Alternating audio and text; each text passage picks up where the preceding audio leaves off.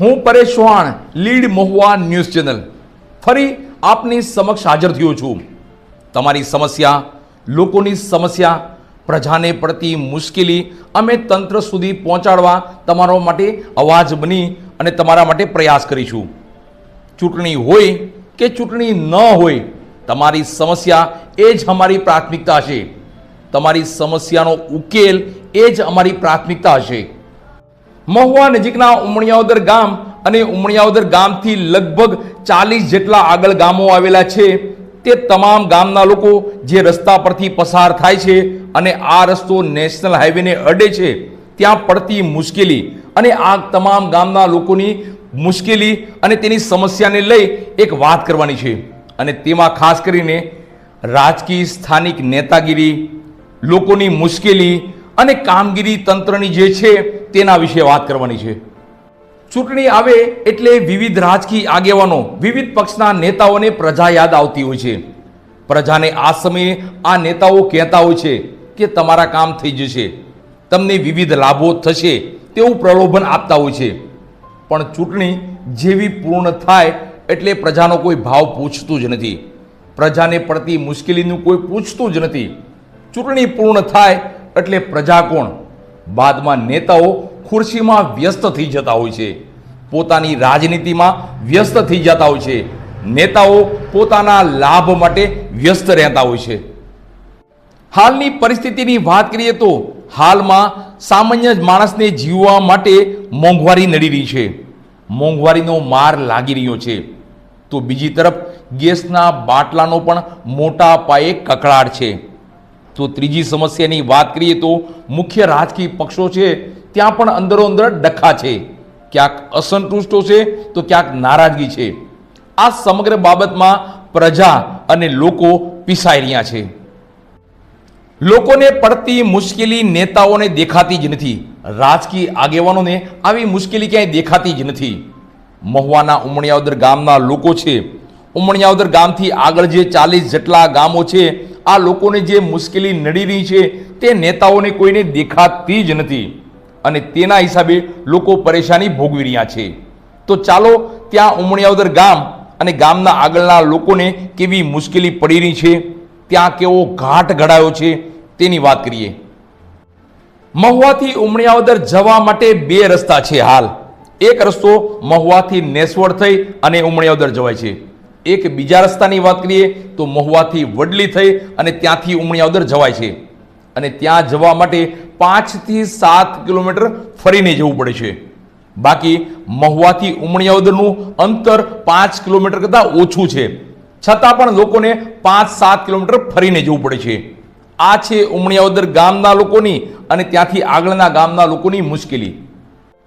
ઉમણિયાવદર ગામના લોકો અને ત્યાંથી આગળના ગામના જે લોકો છે તેઓની માંગ છે કે ઉમણિયાવદર નજીક જે નેશનલ હાઈવે પસાર થાય છે ત્યાં કટ આપો, જો કટ ન આપો તો ઝીબ્રા ક્રોસિંગ બનાવી દો અને જો તે પણ શક્ય ન હોય તો અંડરબ્રિજ બનાવો અથવા તો ઓવરબ્રિજ બનાવો, જેથી આ 40 જેટલા ગામની લોકોની મુશ્કેલી દૂર થઈ શકે। અહીંના ઉમણિયાવદર સહિતના ગ્રામ્યવાસીઓએ આ મુશ્કેલીને લઈ હાલ ચૂંટણીનો બહિષ્કાર કર્યો છે અને આ ગ્રામ્યવાસીઓએ પોતાના ગામમાં એવા બેનર પણ માર્યા છે અને આ બેનરમાં ચૂંટણીના બહિષ્કાર અને તેની પડતી મુશ્કેલીનો ઉલ્લેખ કર્યો છે અને બેનરમાં સૌથી ઉપર એવું લખેલું છે કે કટ નહીં તો મત નહીં, એટલે કટ આપવામાં ન આવે, યોગ્ય નિરાકરણ આપવામાં ન આવે તો આ ચૂંટણીનો બહિષ્કાર કરશું અને મતદાન નહીં કરીએ। ત્યારે અહીંના ઉમણિયાવદર ગામ અને તેના આજુબાજુના ગ્રામ્ય વિસ્તારના લોકોને પડતી મુશ્કેલી અને આ સમસ્યાને લઈ લોકો શું કહે છે તે પણ સાંભળી લઈએ। અમારું નામ જમનાબેન છે। કે છોકરા નિશાળ મેકવાવી છે એ બહુ વાંધા પડે છે કે આ ગટર તપી છે, નાના નાની બાળકો છે અમારે ને ત્યાં તમારે સડકે સુધી નીટ તમારે બહુ જરૂર છે ટપવાની, સમજે? એટલે નાના છોકરા ટપી ન કે એ વાંધો છે અમારે, બસ એટલું છે અમારે। હે તો અમે મત તો ન દે, અમે 3 જણા સહી વાડીમાં, એટલે અમે પછી આ તમે આ બધું સારું કરો તો મત દેવાય, નકર મત ન દેવાય। બરોબર છે। નામ જે છે મંગલ છે વાજા, ઉમણિયાવદર ગામનો રહીશ છું। શું તકલીફ પડે છે તો આ તમે અત્યારે બેનર લગાવ્યો છે? તકલીફ તો બેનર લગાવવાનું મુખ્ય કારણ એ છે કે જ્યારે નેશનલ હાઈવે બનતો હતો ત્યારે જે આ કટની માંગણી કરી હતી તો તે કોઈ અધિકારીઓ કે પદાધિકારીઓ ધ્યાનમાં લીધેલ નથી. હાલ ભાવનગરથી કોઈ પણ વ્યક્તિ સામે કિનારે ઉતરે છે રોડની આ બાજુ તો તેને ફરીને આવવામાં આ ગટર ટપ્પી પડે છે તો અથવા તો ઘણીવાર વૃદ્ધ માણસો તો પડી પણ જાય છે, બરોબર. એટલે આવી અવારનવાર તકલીફો છે.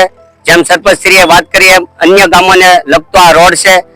ઘણીવાર આવેદન પત્રો આપ્યા છે, લેખિત વાતો કરી છે, મૌખિક વાતો કરી છે, છતાં અમોને એવું લાગે છે કે નેતાઓ, અધિકારીઓ, પદાધિકારીઓને કે જેને આપણે દેશી ભાષામાં વાત કરીએ તો આંખ આડા કાન હોય છે. એટલે અમે અમારી ભાષામાં આ અમારું કામ નથી થતું એટલે અમે તમામને વખોડીએ છીએ. જો અમારો અધિકાર છે અને અમને ન મળે, અમારે આજીજી કરવી પડે તો આના મુખ્ય કારણો શું હોઈ શકે છે એ હજી કોઈ બહાર આવ્યા નથી. અને અમને આ પદ શા માટે નથી મળતો તો એનું એને કારણ દર્શાવવું પડે, બરોબર. જો હવે આ હાલની અંદર આ નિર્ણય નહીં લેવામાં આવે સરકારશ્રી દ્વારા તો આગામી કોઈ પણ ચૂંટણી હશે એનો અમે અમારા ગામ સ્થાનિક લોકો અમે આનો બહિષ્કાર કરશું અને આગામી કોઈ પણ ચૂંટણીની અંદર અમે કોઈ પણ પક્ષના કોઈ પણ કાર્યકરોને મીટિંગ ન કરવી અને અમારા ગામમાં પ્રવેશ કરવો નહીં. આ અમારો દ્રઢ નિર્ણય છે. ભારત માતા કી જય.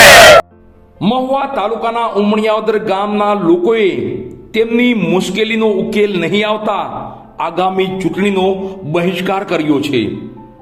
અત્રે એવી માહિતી મળે છે કે અહીં હાઈવે પર મહુવા જવા માટે ક્રોસિંગ ન હોવાથી, કટ ન હોવાથી લોકો પોતાના વાહનો સાથે મને પોતાની ઈચ્છા ન હોય છતાં પણ રોંગ સાઈડમાં ચાલે છે, જેનાથી અવારનવાર નાના મોટા અકસ્માતો સર્જાય છે અને આ અકસ્માતો જીવલેણ પણ સાબિત થઈ રહ્યા છે. આ સમસ્યાનો ઉકેલ ન આવતા ગ્રામ્યવાસીઓ ઉગ્રતા સાથે કહી રહ્યા છે કે ચૂંટણી પહેલા યોગ્ય થશે તો મતદાન કરીશું, નહીતર કટ નહીં તો મત નહીં. જોઈએ આગલા દિવસોમાં તંત્ર, સ્થાનિક રાજકીય આગેવાનો અને સરકાર શું પગલાં ભરે છે તે જોવાનું રહ્યું. તમારું નામ અને હોદ્દો? મારું નામ ભરતભાઈ બાબુભાઈ ડાભી, ઉમણિયાવદર હાલ સરપંચ છું. છેલ્લા ખાસ કરીને તમે જે અત્યારે કટ નહીં તો મત નહીં ના નારા સાથે ચૂંટણીનો બહિષ્કાર કરી શું કહેશો? એમાં મારું કહેવાનું એમ છેલ્લા અમે 4 થી 5 વર્ષથી નેશનલ હાઈવે જ્યારનો ચાલુ થયો ને ત્યારના અવારનવાર રજૂઆત કરીએ છીએ, પણ આજ દિન સુધી કોઈ નક્કર પરિણામ આવ્યું નથી. અવારનવાર આવેદન આપ્યા છે, ન્યૂઝમાં આપ્યું છે, કેટલી વાર રજૂઆત કરી છે. છેલ્લો લેટર અમે 7મા મહિનામાં નીતિન ગડકરી સુધી લખેલો છે, પણ એનો કોઈ જવાબ આવ્યો નથી. અને અહીંયા મિનિમમ 15 થી 20 જણા એક્સિડન્ટ થયા છે, તમામે તમામ ગુજરી ગયા. સ્થળ ઉપર જ ગુજરી જાય છે, કોઈ દવાખાને લઈ જવાની જરૂર પડતી નથી. રોડની વચ્ચે બેઠો હોય કે સાઈડમાં હોય કે છેલ્લા 2-3 લેડીઝ શિક્ષકો, 2 છોકરીઓ અહીંયા ટર્નમાં જ આગળ જતા કટમાં બધી એક્સપાયર થઈ જાય, કોઈ જીવતું જ નથી. અહીંયા ગુજરી સ્પીડમાં વાહન આવતા હોય એટલે કટ ન આપી એટલે તરત અહીંયા ગુજરી જાય છે. અને રજૂઆત કરવા આજ દિન સુધી કોઈ નિષ્ફળ પરિણામ આવ્યું નથી. અને આ અમારે લાસ્ટ બગડાણાથી મિનિમમ 13 ગામનો રસ્તો છે, 13 થી 14 ગામ જેસર સુધી ચાલે છે. આમાં ઉમણિયાવદરથી કોંદડી, કાળેલા, સેદડા, વાઘવદરા, રાજાવદર, બોવડી, કુંભણ, તરેડ, બગડાણા, બેડા, ભાનવડિયા આવા અનેક ગામો આવેલા છે.